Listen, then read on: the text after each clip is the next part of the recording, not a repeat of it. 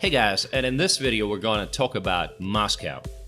Moscow is the capital and the largest city of Russia with a population of more than 12 million people, located on the Moskva River in the west of the country. Moscow for Russians is the center of everything. In the US you have movie industry in Los Angeles, you got software development in the Silicon Valley, and finance in New York, but in Russia everything is centered around Moscow, where all the headquarters of major Russian corporations are located and where all money eventually goes to. Although Muscovites complain about the climate, the weather here is milder than in other parts of Russia like Siberia or the Urals. The climate here is typical for the European part of Russia, and average summer temperatures are similar to that of cities like Paris or Berlin. Moscow has the best universities in Russia. Russian teenagers come here for education. In 2009, there were more than 250 universities and colleges in Moscow, according to the 2018 QS World University Rankings. Moscow State University is the highest-ranking Russian educational institution. And if you choose to study in Moscow, you'd better choose technical or IT majors because those are recognized all over the world. You walk the streets of Moscow and you see all these fancy cars and you wonder, how much money are these guys making? The average salary in Moscow in 2017 is just $1,100 a month, which by Russian standards is very good salary, but the income gap is unbelievable. That explains all the Ferraris and the latest model BMWs you see on the streets. No wonder, Moscow enjoys much higher standards of living compared to the rest of Russia. In terms of billionaires, Moscow now takes the 4th place in the world, being even ahead of London. Moscow is home to all the federal authorities of the country, the government of the Russian Federation, the State Duma, the Federal Council, the Supreme Court, and the Moscow Kremlin, which is the official residence of the president.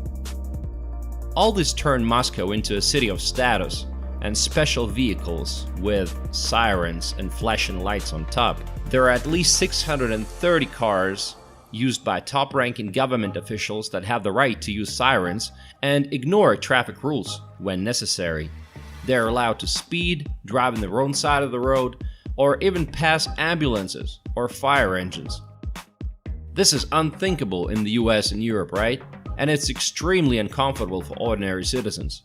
In Moscow, it doesn't really matter what you do for a living. If you're not part of the system and you don't have connections, you're a second-rate citizen.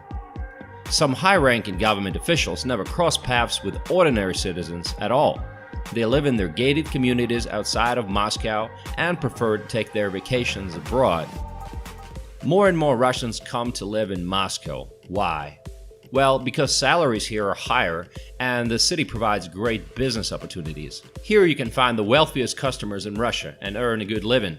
There are lots of international companies and more people speak English, so you have excellent opportunities to build an international career. It is easy to meet and learn from famous Russian TV stars and speakers. Lots of them have open events, which sometimes are completely free of charge. The city is well taken care of. In the center, they wash the streets several times a day. Moscow has such a diversity of architecture, starting with Kremlin walls and the Stalin period famous Seven Sisters and the modern skyscrapers of Moscow City. Everything is so beautiful. In the recent years, they have renovated a lot of walking areas within the garden ring. You can ride anything from a bicycle to a scooter or go for a walk with your friends. Moscow is such a green city. It has more green areas than London and New York. In the very center of the city, you can escape from the noise in one of the largest parks in Moscow, Gorky Park.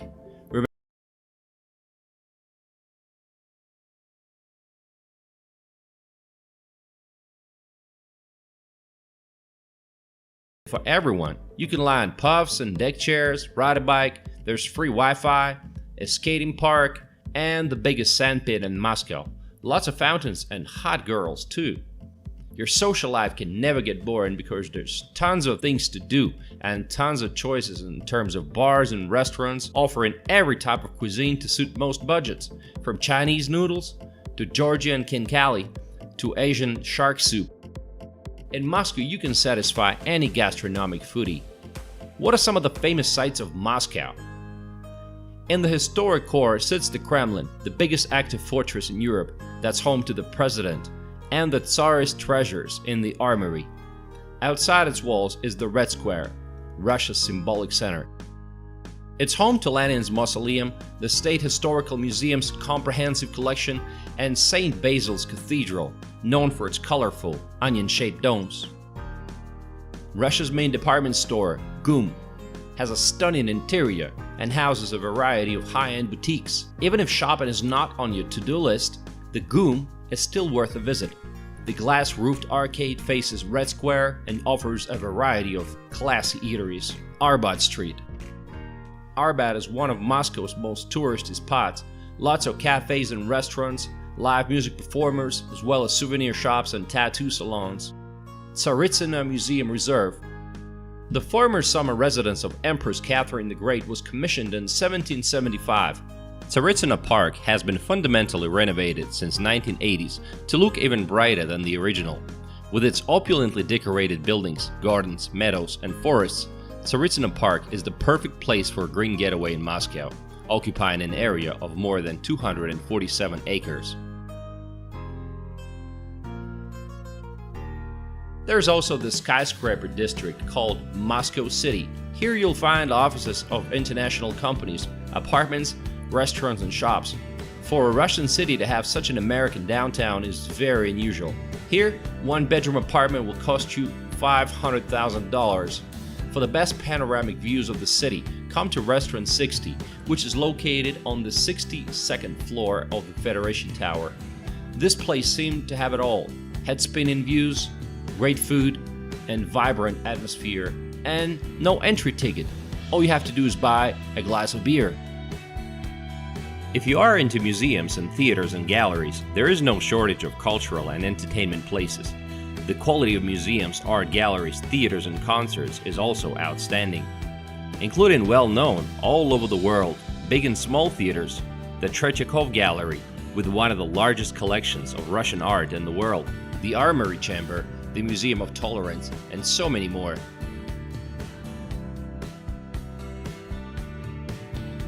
Despite being such a huge city, Moscow feels surprisingly safe. Foreigners should take precautions that they would in any other city. Avoid shady people and walking alone in some dark streets late at night. Bribery and corruption are still big issues in Russia though. Unfortunately, there were many contract killings of prominent politicians and journalists over the last 10 years, starting with Anna Politkovskaya, an independent journalist. And this is the bridge on which Boris Nemtsov, one of the most influential liberal politicians of modern Russia, was gunned down, right under the walls of the Kremlin.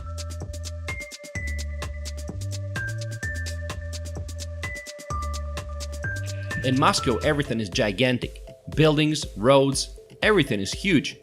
Kutuzovsky Avenue, in the very center, has 10 lanes, complicated road connections, garden ring with a length of 15 kilometers, and the huge Moscow Circle Road. Despite all of this, traffic in Moscow is notoriously bad. It's normal to commute for an hour or more just to get to work in the morning. Residents of Moscow are used to many kilometers of red lights and loss of time. Every time you need to get someplace, you have to get your GPS to get the best possible route. And to leave the city on the weekend, you'll have to get up really early. In the year 2000, there were 2.6 million cars in the city. Then in 2012, already 4.5 million, and every year the number of cars grows by about 4%.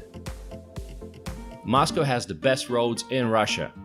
Today, car sharing and bicycle sharing gained huge popularity. You won't be able to ride a bike all over the city, but the situation is changing for the better and more areas are open for cycling.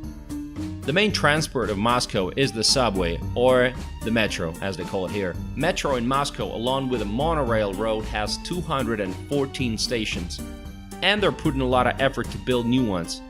How many more stations do they need, you ask?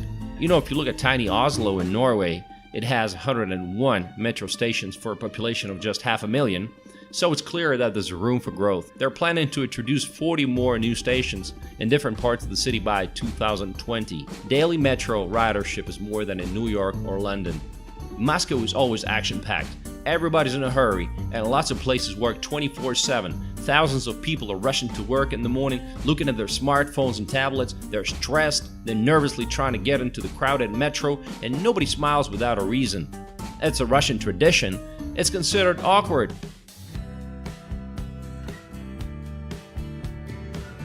What are the cons of living in Moscow? Well, it feels like someone is always watching your back. Security gates everywhere. Every public place you go to, they always scan your bags.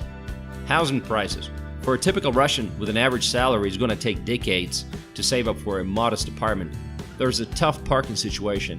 The city is huge and some friends don't see each other for months. For many, just to get out to the city center on the weekend is an accomplishment. In 2012, the city integrated southern western territories. The so-called New Moscow was formed. The huge city is just getting bigger. Due to the large numbers of vehicles in the city, there's an alarming situation with the environment. Not all of Moscow is homogeneous. The outskirts are very different from the Garden Ring area. Outside of the Garden Ring, Moscow can hardly be distinguished from any other major city in Russia. This is what Sokolniki looks like.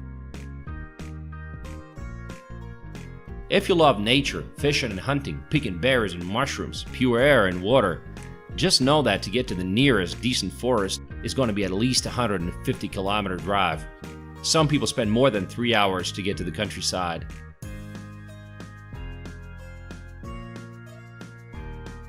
Moscow attracts the brightest, the most talented and ambitious people from all over Russia. You get used to the rhythm, you move fast, you do 10 things at once. And those who get used to this rhythm are unlikely to like it anywhere else. In general, Moscow, just like any other major city, is what you want it to be. The city adapts to you. You want a party? Sure, come get it. You want to have the cultural part of Moscow? Sure, why not? You want to build a career? Go for it. The cost of real estate in Moscow is all about location. The price per square meter varies from $2,000 on the outskirts to $6,500 in the center. Housing in the center can cost impressive amounts of money. There is a so-called golden triangle, where even an old babushka's one-bedroom apartment can cost you more than $1 million. People living in the center even follow a weird dress code. You gotta have at least a black Mercedes or a BMW. If you really want to stand out, you gotta buy a Bentley or Ferrari or a Maybach and hire a driver to drive you around. According to the polls, the greatest fear among Muscovites is the risk of running into someone who will marry them and then demand part of the apartment. The center of Moscow is very far from the realities of real Russia.